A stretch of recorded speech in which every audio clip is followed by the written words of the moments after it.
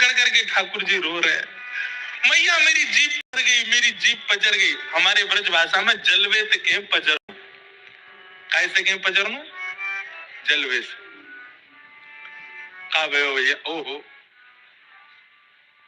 लगी तो ना मैया, सो तो ना गई,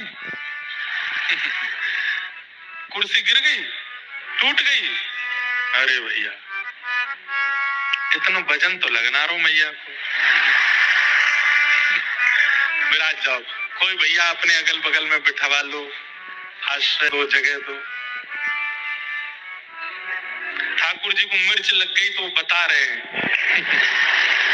कोई को घेर के बता रहे ऐसी लगी।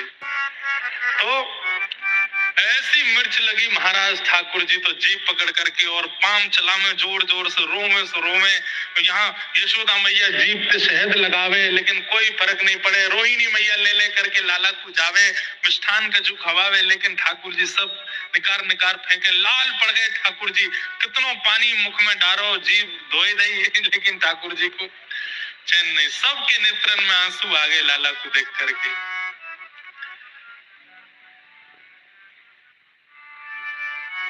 मैया बोली, जब ठाकुर जी शांत है गए, नंद बाबा तो बोली वैसे बढ़िया है। बोले कहा, जब जब वो धम मचाएगा तब तक वही मिर्च लाऊंगी, ले लाला खवाई दूंगी तो अपने आप भागेगा इधर उधर।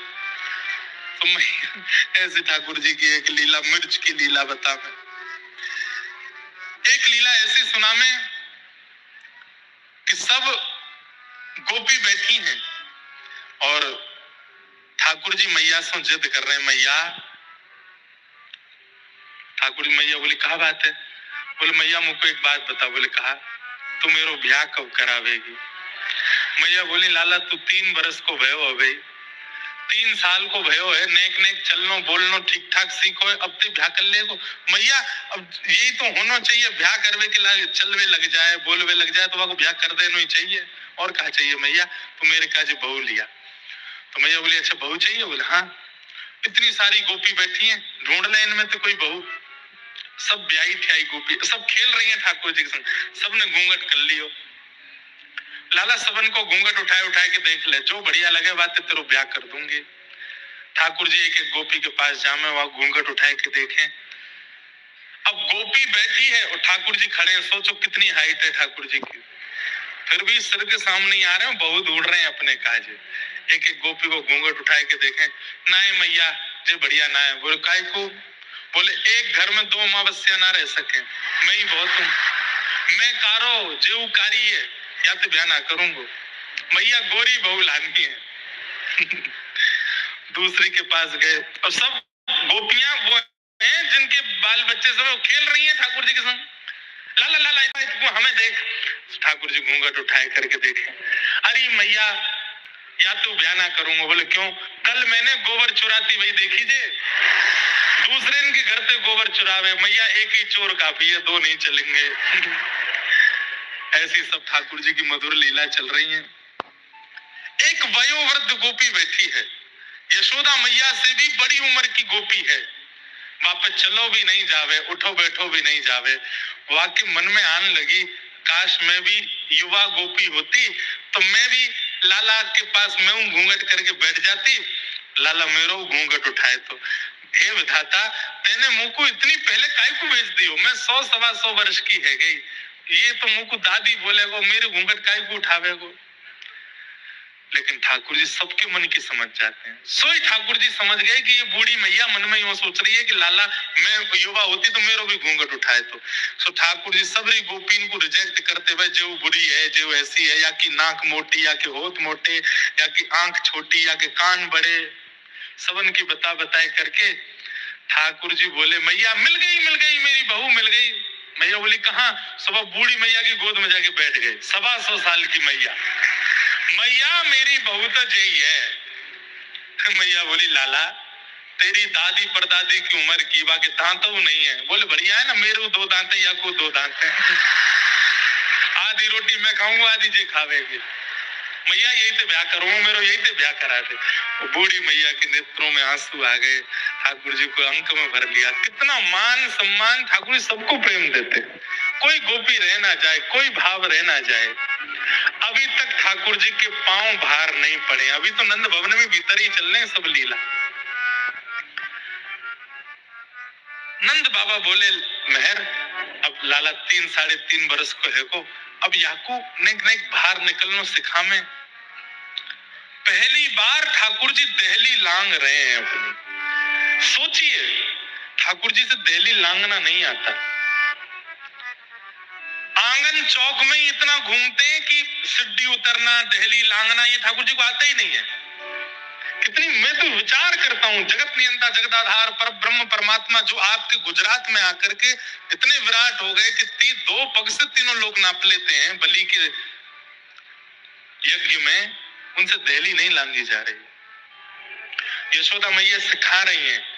पहले यशोदा मैया दहली की यात्रा बैठे, फिर अपनो एक पाम दहली के ऊपर रखें, फिर पल्ली तरफ लटका करके फिर मैया उतरे, लाला अब तू भी आ जा।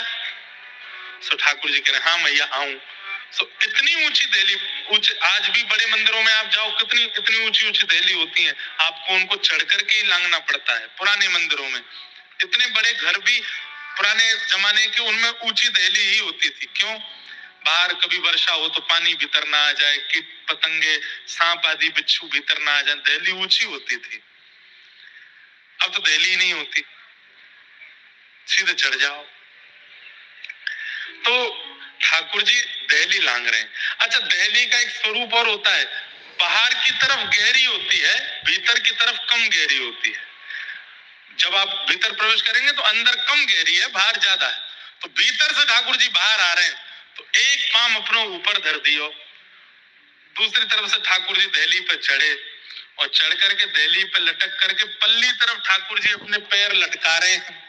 और जैसे लटकाए तो इतनी गहरी है, ठाकुर जी मही लद गए बीच में, अब ना इधर के ना उधर के। अब ठाकुर जी इतने कस के खड़े हैं कि मैंने अगर छोड़ दिया तो मैं लुढ़क जाऊंगा पल्ली तरफ, तो वहीं रो रहे हैं, अरे मैया देख तेरी दहली मुंह को मार रही है, जो मुंह को गिरा रही है। ये दृश्य नारद जी ने देख लिया। आहा, नारद जी कहते हैं वेद तरु प्रतिशाखम मृगतम मिलितम न तद ब्रह्म मिलितम मिलितम। कहां? बोले गोप बदूटी पटांचले न बद्ध श्रुतिम परे स्मृतिम परे भजन्तु भवभीता नीतिम अपरे अहम तु नंदम वृंदे यस्यालिंदे ब्रह्मवसिता। ब्रह्मा जी कह रहे हैं मैंने श्रुतियों में परमात्मा को ढूंढा, मुझे नहीं मिले। मैंने नीतियों में परमात्मा को ढूंढा, मुझे नहीं मिले। मैंने बड़े बड़े योगियों से जाके पूछा कि परमात्मा कहाँ है, मुझे कोई नहीं बता पाया। पर जब मैं वृंदावन गया तो मैंने क्या देखा, नंद बाबा की दहली पर परमात्मा लटका हुआ पड़ा है। यस्यालिंदे ब्रह्मवसिता, लटके हुए ठाकुर जी ऐसे, और रो रहे हैं कि मैया दहली मुंह को मार रही है। फिर मैया ने धीरे से आकर के ठाकुर जी को नीचे किया। बताओ, आकाश में खड़े देवता कह रहे हैं 2 पग से तीनों लोक नापने वाले को आज दहली नहीं लांगी जा रही है। क्यों? प्रेम इतना है ब्रजवासियों से। संज्ञग्निजं शशि जलध्वज कंटकेभ्यः क्रीडा परावति चलौ स्वसतो निषिद्धुम् ग्रह्याणि कर्तुमपि यत्र न तज्जनन्यो शोकातयापतुरलं मनुषो नवस्थामु। भगवान के ऊधमों का वर्णन किया गया, कभी सींग से लटक जाते हैं, कभी अग्नि से खेलते हैं, कभी बछड़ा बछियाओं के मुंह खोल के उनके दांत गिनते हैं, कितने दांत आ गए आखिर, और फिर रोते हैं। क्यों? मैया से जाके कहें बाकी सबरे आगे मेरे 4 ही क्यों आए हैं, अभी मेरे बाकी के दांत कहाँ हैं? तो मैया की लाला तू इतनो मक्खन खावे, तेरो मुंह चीकनो हैगो है, और चीकने मुंह के कारण तेरे दांत निकल के पेट में चले जाएं। दूध पिए कर दूध। कबहू भरेगी चोटी मैया मेरी, कबहू बढ़ेगी चोटी, किते बेर मोहे दूध पिबत भय, किते बेर मोहे दूध अजहू है छोटी मैया मेरी, कबहू बढ़ेगी चोटी। ठाकुर जी चोटी दूध कैसे पीते पता है? मुख में दूध को पात्र लगावे और चोटी पकड़ के खींचे, और फिर दूध पीने के बाद मैया के पास जाके प्रवाहित नापे। मैया तू तो यूं कहे कि दांत नकरिया में चोटी बढ़ जाए दूध पीवे, तो ये आजू छोटी है। सूरदास जी के बंधुओं, कभी किसी को अगर भगवान की बाल लीला में अति रुचि हो ना, हमारे कहे से सूरदास जी के पद संग्रह घर में ले आओ। बस उसको स्वयं समझना कभी कभी मुश्किल होता है, इसलिए आचार्यों से बैठ करके अगर सुनोगे उसके भाव, आहा, ऐसी मानसी में चले जाओगे। ऐसे ऐसे भावों के दर्शन सूरदास जी अपने पदों में कराते हैं। कबहू बढ़ेगी चोटी मैया मेरी, कबहू बढ़ेगी चोटी। ऐसे ठाकुर जी भाव कहते हैं। तो इस प्रकार ठाकुर जी की लीला चलती है। फिर एक लीला सुनाते हैं कि यशोदा मैया के पीछे ठाकुर जी पड़ जाते हैं। मैं जमुना जी जाऊंगा, जमुना जी डोल में जाऊंगा। तो नंद बाबा की उंगली पकड़ के ठाकुर जी यमुना जी खेलने जाते हैं, और यमुना जी की बालुका में खेलते खेलते यमुना जी में लुढ़क जाते। और जब लौट करके आते हैं तो गीले ठाकुर जी जब मिलते हैं तो यशोदा मैया नंद बाबा पर गुस्सा करती है, तुम नेक ध्यान ना धरे, और जुकाम है जाए वो, खांसी है जाए वो लाला को, और ये जमुना जी में जाके गीलो है जाए। यशोदा मैया तो जाड़े के दिना में लाला नवा में ही ना है। सवेरे उठती तातो जल, गरम जल, और उसको कपड़े में लेके आंख पहुंच दी, मुंह पहुंच दियो, बन गयो राजा बेटा मेरो, बढ़िया सुंदर, नए वस्त्र पहना दिए, इत्र लगा दियो, है तैयार लाला। ठाकुर जी की मैया मुंह को रोज का गुना रोज नहावे गो तो नजर लग जाएगी लाला को। तो कारो है ना, बड़ो बाबरों से बनो रहकर, ज्यादा सुंदर बन के मत डोले कर, नजर लग जाएगी। तो एक दिन ठाकुर जी बोले जमुना जी जाऊंगा। नंद बाबा बोले अरे मेहर बहुत कह रो, ले जाऊं याकू? बोले ले जाओ, लेकिन जमुना जी में नहीं जाएगो, रेत में बालुका में डोल के आ जाए। नहीं मैया तेरी सौगंध खा के नहीं जाऊंगा। लेकिन जैसे ही जमुना जी दिखती हैं ठाकुर जी का मन नहीं मानता। और ठाकुर जी का तो क्या, यमुना जी का मन नहीं मानता। यमुना जी कहती है एक बार श्याम सुंदर नेक आ जाओ, नेक चरण पधरा जाओ, नेक नेक स्पर्श तो करा जाओ। महारानी है यमुना जी, पटरानी है ठाकुर जी की। अच्छा एक बात, फिर पटरानी है, वो ज्यादा प्रार्थना थोड़ी करती है पटरानी। पटरानी तो सीधे मुंह फुला के बैठ जाए, इतने पास आके भी नहीं आ रहे हैं। तो ठाकुर जी रुक जाने बना रहा हूँ, कछु ससुर जी खड़े, शर्म नहीं आ रही तो बनाऊं कछु योजना छोटे से लाला। ये तो अंतरंग लीला है ना, तो उनको क्या पता कि ये पटरानी है, ठाकुर जी को पता है। सो ठाकुर जी ने एक बालू में खेलते खेलते खेलते फिर कहे बाबा बस नेक पाम गीले कर लूं, नेक पाम। देख लाला तू माने ना है, तू भीतर नहीं बाबा, बस ये पाम गीले कर लूंगा बस। अच्छा ठीक है चलो जा। नंद बाबा उंगली पकड़ के जामे, पाम गीले कर ले। फिर यमुना जी के अब जब पाम तक आए गए तो नहीं, घुटने कटी तक भी आ जाओ, और सर्वांगीण अंग को स्पर्श कराए दो, एक एक रोम को स्पर्श कराए दो नाथ।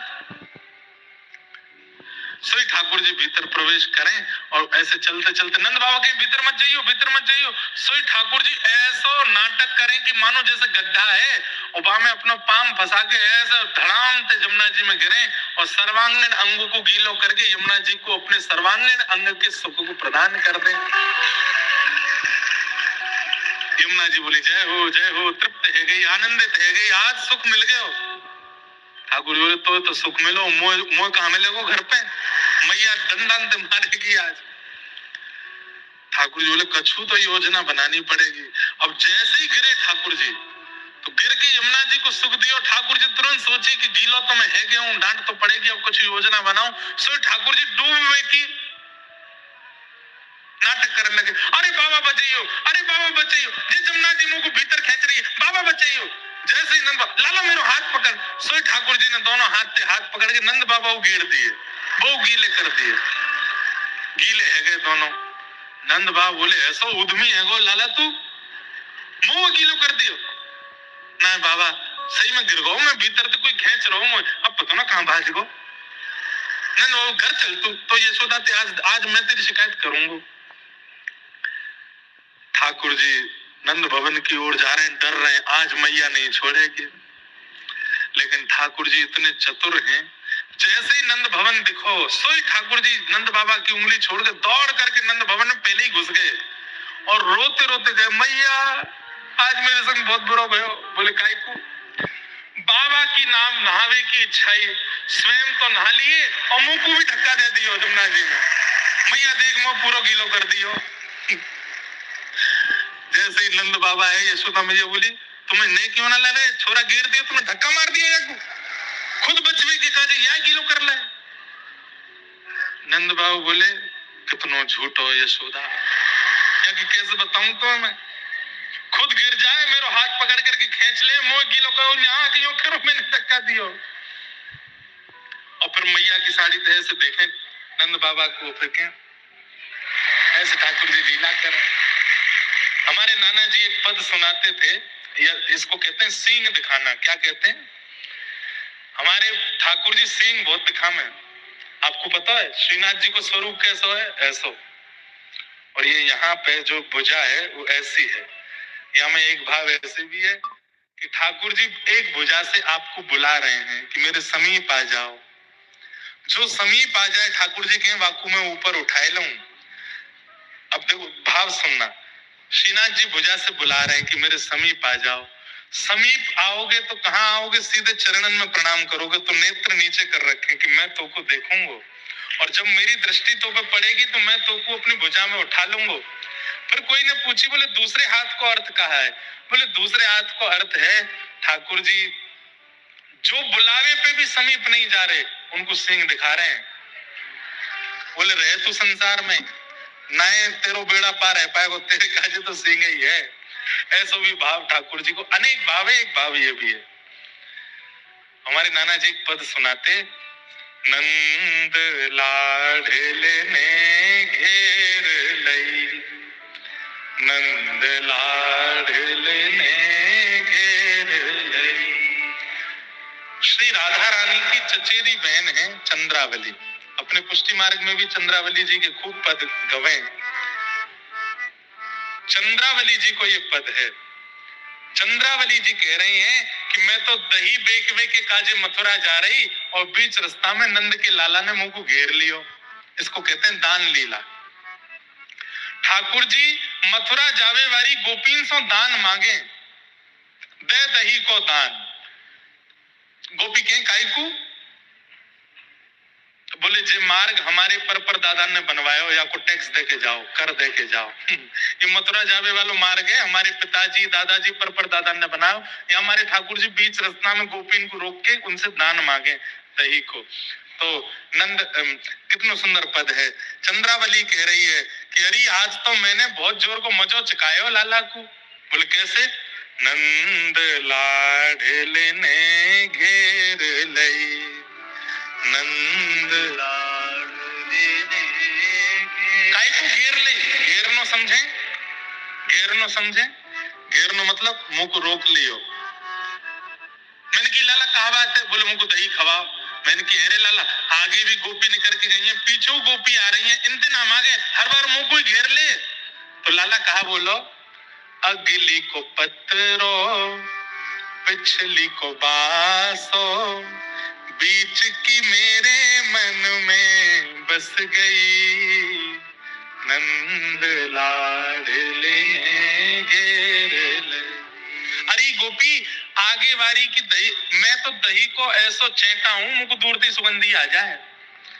आगे वारी की मटका में दही जो वो तो पत्रो है, और पीछी वारी को जो वो बासो है। तेरो ही है बढ़िया वारो, या हमारे में तो तेरो ही दही मांगूंगा, नहीं जान दूंगा आगे। तो फिर गोपी बोली कैसे बच के जाऊं? जो तू कान्हा दही को भूको, ऐसे सने भाई हाथन में दही खावे को। ठाकुर जी बोले तो कैसे खाऊं? बोले तोड़े ला पतुआ तो प्या दूंगी दही। चल लाला ऊपर चलो जा, बड़े बड़े पत्ता हैं, एक पत्ता लिया वहां को दोना बना के वहां में दही दूंगी। ऐसे ऐसे सने घुने हाथन में दही ना पामे। लाला बोले अम्बे बात तो सही है। छोड़ी ठाकुर जी ने फेंटा बांधो और सोई चढ़ गए पेड़ के ऊपर। गोपी तो कह रहे हैं कौन सा पत्ता लेके आऊं बता। 80 हाथ जब चढ़ गए लाला। जैसे ही ठाकुर जी ऊपर चढ़े कौन सा पत्ता लाऊं गोपी बता। तो नीचे तो चंद्रावली सींग दिखा गई चंद्रावली गुजरी।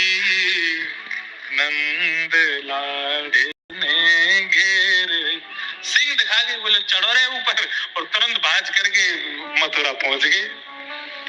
बड़ी सुंदर लीलाएं हैं हमारे व्रत की, कहां तक उनका वर्णन करूं। पर इसमें ठाकुर जी बदला लेते हैं, वो लीला नहीं सुनाऊंगा।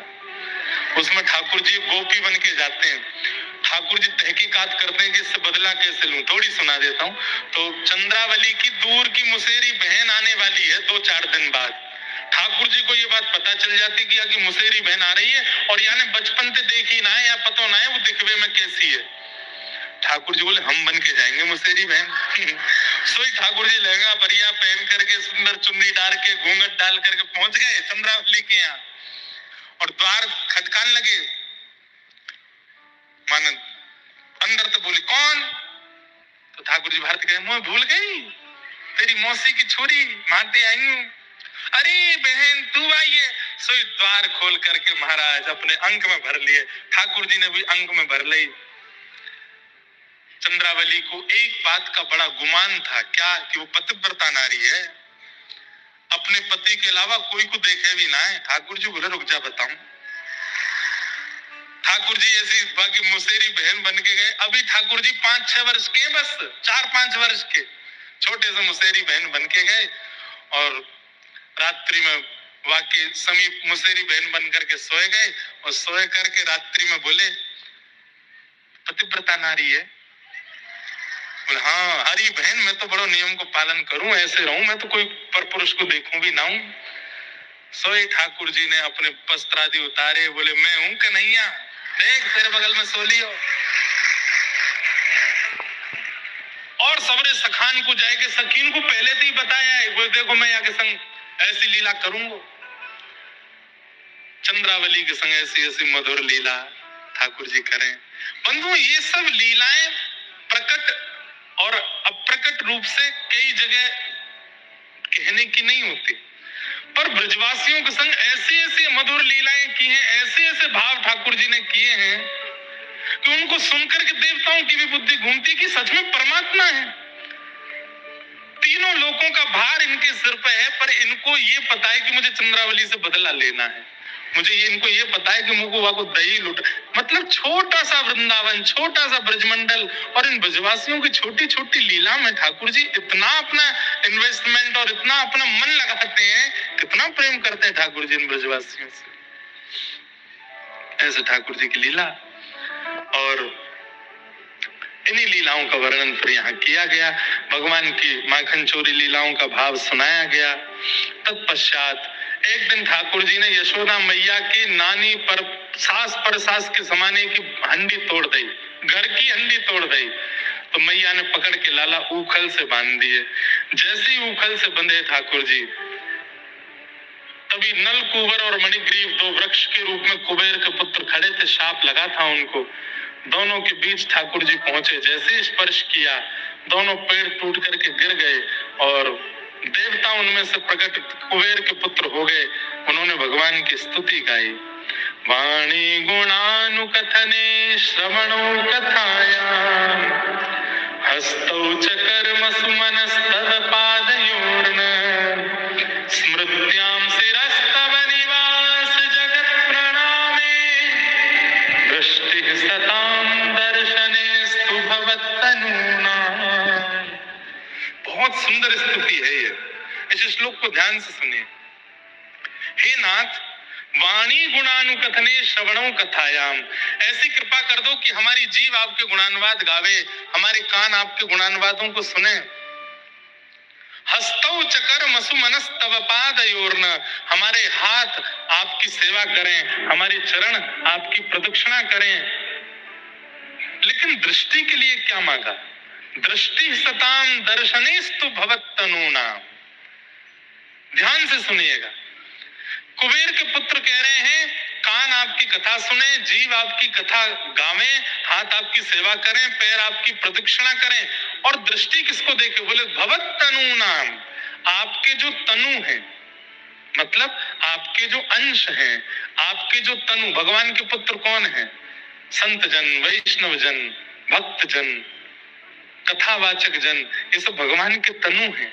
बोले इनका हमको दर्शन हो, ऐसे कृपा करो। ठाकुर जी इतने प्रसन्न हो गए, वाह तुमने हमारा दर्शन नहीं मांगा। बोले कि नाथ आपका दर्शन तो सौभाग्य है, पर आपके तनुओं का दर्शन तो महा सौभाग्य है।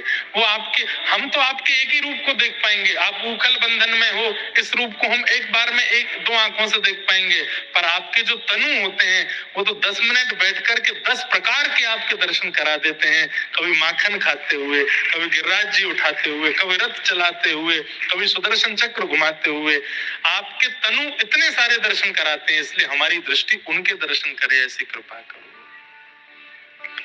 इस प्रकार भगवान से प्रार्थना की और दोनों मुक्त होकर के वहां से चले गए। ठाकुर जी अभी भी बंधे थे उखल में, जोर की आवाज हुई, ब्रजवासी दौड़ करके आए, 2 वृक्ष गिरे देखे।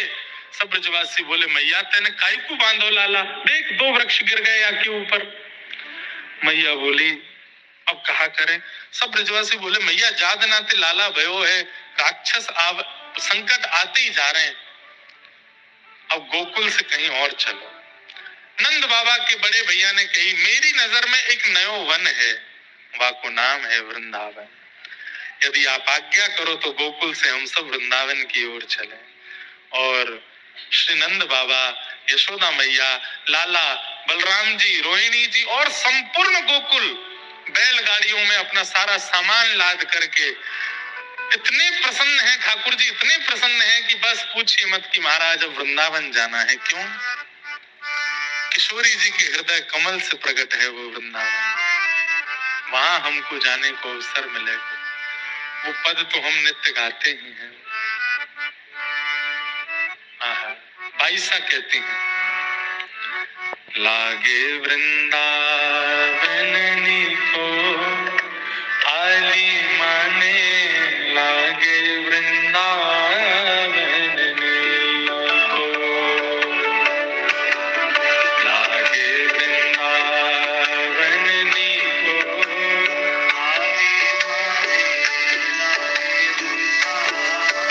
चलिए वृंदावन की ओर, बड़ोदरा से वृंदावन की यात्रा पर निकलते हैं। सब लोग भाव से गाओ, लागे वृंदावन को आली माने।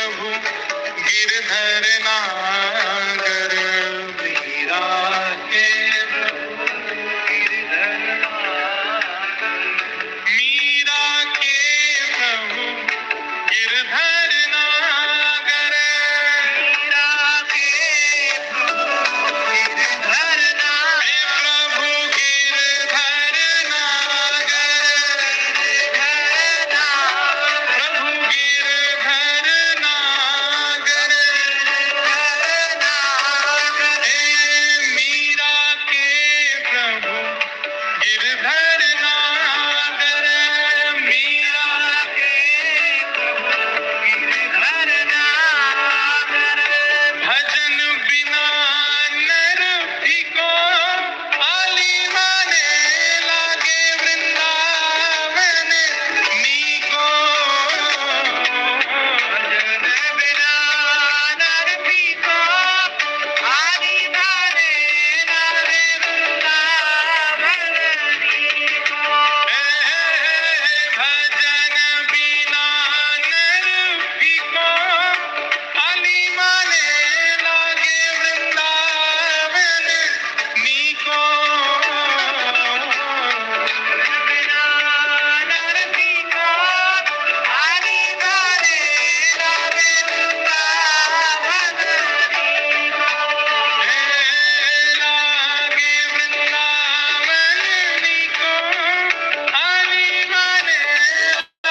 लागे वृंदावन नीको लागे वृंदावन नीको आली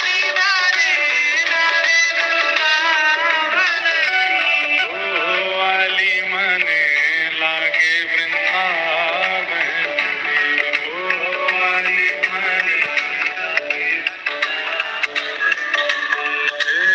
आली माने लागे वृंदावन नीको आली माने लागे वृंदावन श्री वृंदावन धाम की किशोरी जी के हाथों से स्वयं निर्मित है, इसलिए ठाकुर जी को वृंदावन अति प्रिय है।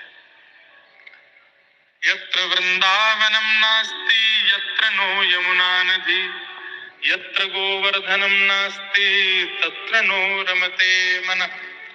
जहां वृंदावन नहीं है, जहां गोवर्धन नहीं है, जहां यमुना जी नहीं है, किशोरी जी कह रही मेरा मन वहां नहीं लगता। तो वृंदावन, गोवर्धन और श्री यमुना जी ये गोलोक धाम से लाए गए हैं, ये ब्रह्मा जी ने नहीं बनाए हैं। और वृंदावन की रचना स्वयं किशोरी जी ने अपने हस्त कमलों से की है, इसलिए ठाकुर जी को वृंदावन अति प्रिय है, अतिशय प्रिय है।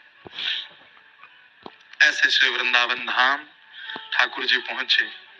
वृंदावन आकर के ठाकुर जी ने अनेक लीलाएं की और वृंदावन में आकर सबसे पहले ठाकुर जी ने अघासुर का वध किया।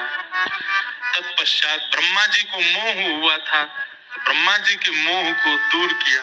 प्यारे गिरधर लाल की लाल जी पधारे हैं, अपने स्थान पर विराज जाएंगे। उसके बाद सबको दर्शन होंगे। सब कोई खड़े नहीं हो, बैठे रहो। अभी झांपी जी में हैं, नेक देर में विराजेंगे, फिर सबको मंगल में दर्शन। आगे वाले लोग तो अपने स्थान से कर लेना, पीछे वाले लोगों के लिए स्क्रीन लगी है, उस पर दर्शन कर लेना। नेक से लाला हैं हमारे, और कछु दिना में ब्याह व्यवहारो है इनको। तो यहीं से ही जो लोग बड़ोदरा से आ रहे हैं बरसाना, उनका तो स्वागत है। जो नहीं पहुंच पा रहे वो आज ही लाला को बधाई दे दी हूँ। 56 भोग आरोगेंगे और अभी आन तो दो उन्हें।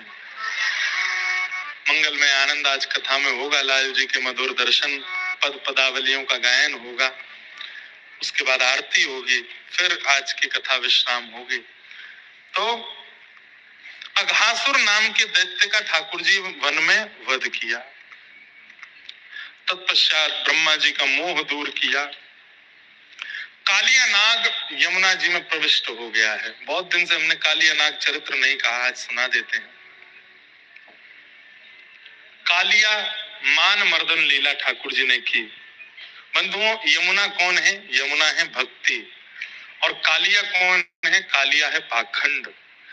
जब हमारी भक्ति में पाखंड आ जाता है तो भक्ति विषैली हो जाती है। बहुत ध्यान से सुनिएगा सब लोग।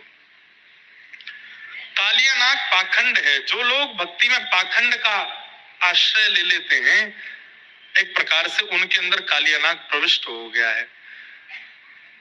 आदि आदि दोष यदि आपके चित्त में है तो उनको दूर करने के लिए कथा, उनके लिए कीर्तन, उनके लिए गुरु आज्ञा, प्रवचन, इनसे वो दोष दूर हो सकते हैं। लेकिन आपके अंदर अगर पाखंड का प्रविष्ट हुआ है तो ठाकुर जी को तांडव ही करना पड़ेगा, तभी वो कालिया नाग हृदय से जाएगा। तांडव मतलब जीवन में भूचाल आएगा, और ऐसा भूचाल कि कहां से कहां गिरना पड़ेगा, तभी अभिमान और जो पाखंड है वो नष्ट होता है। इसलिए पाखंड जो करते हैं भक्ति मार्ग में, भाव मार्ग में, ठाकुर जी फिर उनको ऐसे घेरते हैं कि चोट वोट लगे उनको। घेरना मतलब ऐसे नहीं कि जल्दी जल्दी गिर जाए, प्रतिष्ठा में गिरावट आती है, वही ठाकुर जी का तांडव है। ठाकुर जी तांडव करते हैं। तो कालिया नाग प्रविष्ट हो गया है यमुना जी में। सब लोग इधर देखिए, ध्यान से सुनो। मन में विचार किया ठाकुर जी ने कैसे निकालें कालिया नाग को, क्योंकि जब कभी भी कहीं क्रीड़ा के लिए ठाकुर जी जाते हैं तो दाऊ दादा संग में जाते हैं। दाऊ दादा कौन है? शेषनाग। और शेषनाग के आगे कालिया नाग को मारेंगे, कहीं इनके चित्त में अपनी प्रजाति के लिए सद्भावना नहीं आ जावे, दया नहीं आ जावे। तो ठाकुर जी बोले हमको पहले इनको दूर भेजना पड़ेगा, वहां के बाद ही हम कालिया नाग को मार सकते हैं। तो एक दैत्य है जो कि गधे के रूप में आया है, और उसको ठाकुर जी ने विचार किया कि अगर इसको दाऊ दादा मार देंगे तो इतनी देर में हम अपनी पूरी योजना बना करके यहाँ कालिया नाग का वध कर देंगे। तो कैसी योजना बनाई ठाकुर जी ने? एक धेनुकासुर नाम का दैत्य था, गधे के रूप में था। एक बगीचे की वो रखवाली करता था, सेब का बगीचा। सब लोग ध्यान से सुनना, बहुत दिन बाद हम ये कथा सुना रहे हैं, आज सुनो। एक सेब का बगीचा था, उसमें सब ग्वाल बाल सेब तोड़ने के लिए जाते थे। तो वहां ये धेनुकासुर पहरेदारी करता था और गधे के रूप में आकर के सब ग्वाल बालों को दुलत्ती मारता था, इनके पीछे पड़ जाता था, इनको चोट पहुंचाता था। तो सब ग्वाल बालों ने जाकर के ठाकुर जी से कही, बोले लाला हम यहाँ ब्रज में रहे पर हमको यह धेनुकासुर से बहुत डर लगे। ठाकुर जी बोले कौन धेनुकासुर? बोले गधा के रूप में है, ऐसे ऐसे करे। ठाकुर जी बोले सब राक्षसन को मारने की जिम्मेवारी मैंने ले रखी है, एक आध राक्षस दाऊ दादा तुम मरवाओ। दाऊ दादा बगल में ही बैठे थे। दाऊ दादा बोले हाँ हम कौन से कोई तो कम है, अरे बताओ रे मधुमंगल सीधा में कहाँ है ये धेनुकासुर? बोले वहां वहां पलाने बा में है। तो ठाकुर जी ने कैसी योजना बनाई, भगवान ने मधुमंगल को पास बुलाया, बोले हे मधुमंगल सुन यहाँ पे आ। बोले कहा करनो, ध्यान से सुनना। ठाकुर जी बोले दाऊ दादा जाएंगे, धेनुकासुर का वध करेंगे, उसके बाद दाऊ दादा के मन में आवेगी कि जैसे राक्षसन को मार के लाला की पूंछ होवे, लाला की जय जयकार होवे, लाला की आरती उतारी जावे, वैसी मेरी भी होगी। सब गोपी बार पे खड़े होकर पुष्प वर्षा करेंगी। पर तू एक काम करियो, कहा धेनुकासुर के वध हेतु तू पहले आके पूरे ब्रज में हल्ला मचाई दियो। बोले कोई असुर असुर नहीं, गधा मारो इनने। असुर को नाम मकान दियो।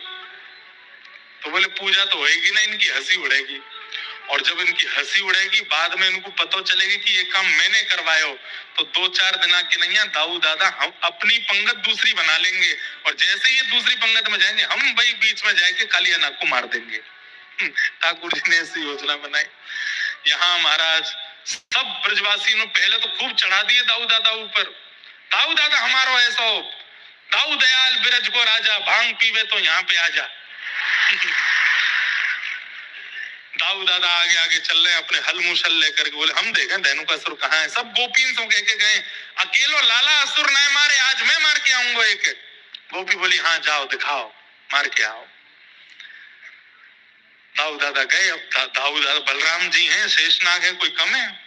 धेनुकासुर जैसे वो आया, दाऊ दादा ने तुरंत उसके नीचे होकर के दो चरण पकड़े उसके, और उसके पैर पकड़ करके ऐसे आकाश में घुमा करके, पहले तो 2 हाथ से घुमाया, फिर एक ही हाथ से जोर से घुमा करके उसको इतनी जोर से फेंका, दूर किसी वृक्ष पे जाकर के गिरा, उसका वध हो गया एक बार में। ज्यादा युद्ध करना ही नहीं पड़ा। दाऊ दादा अपने हाथ मारने लगे। सब ब्रजवासी जितने ठाकुर जी के सखा सबके हमारे दाऊ दादा की जय हो, हमारे बड़े भैया की जय हो, बलभद्र भैया की जय हो, सब जय जयकार करने लगे। कंधा पे उठा लिए ठाकुर जी। दाऊ दादा एक दो तो बोले, सुनो ब्रज में हल्ला तो करके आओ कि हमने असुर मारो, ताकि यशोदा मैया आरती पूजा थाली तैयारी रखे और सबकी पुष्प की तैयारी करे। मधुमंगल बोलो, सब मैं जाता हूँ। दाऊ दादा ऐसा प्रचार करके आऊंगा। बोले हाँ तू ही जा मधुमंगल। मधुमंगल गयो वृंदावन में जाके हल्ला में चला, अरे सुनो सुनो सबरे सुनो। बोले कहा भयो? बोले तुमने सुनी होगी कि दाऊ दादा असुर मार में गए। बोले हाँ। अरे कोई असुर फसुर ना, वो तो गधा मार के आए हैं, गधाए मार के आ रहे, बेचारा निर्जीव जानवर मार दियो। सब गोपी ऐसी हंसी। अब यहाँ दाऊ दादा कंधा पे बैठ के आए हैं और ऐसे कमर पे हाथ धर के ऐसे चल रहे हैं कि आज हमारी जय जयकार पूछ होगी। और यहाँ पे सब अटारीन पे गोपी खड़ी तो हैं, पर सब अपना मुंह ढक के खड़ी हैं और सब हंस रही है। अरे दाऊ दादा रहने दो, तुमने तो नाक कटवाई दी सबरी, पूरे ब्रज को नाम मिट्टी में मिलाई दियो। दाऊ दादा बोले ये क्या हो रहा है, ये हमारा अपयश क्यों हो रहा है? अरे मधुमंगल तेने कहा प्रचार क्यों? नहीं दाऊ दादा वही प्रचार क्यों, पता ना कौन आके कहेगा कि गधा मार दियो आपने। जैसे ही नंद भवन में गए, यशोदा मैया आरती वारती तो दूर, द्वार पे खड़ी है और गुस्सा कर रहे। रोहिणी मैया की अरे तो नेक शर्म नहीं आवे, कछु सीख के नहीं आते, बड़े बड़े राक्षसन को मारे, ब्रज की रक्षा करे, और तू जाए करके वहां गधा मारी आए। दाऊ दादा के मोटे मोटे आंसू आ गए आंखन में। मैया सांची एक असुर मार के आयो मैं, और ऐसो मेरा ऑफिस फैला दियो सब जगह, कौन ने किया ये काम? अरे मधुमंगल कान पकड़ लिया। मधुमंगल सांची बता, तू ही गयो प्रचार करवे। बोलो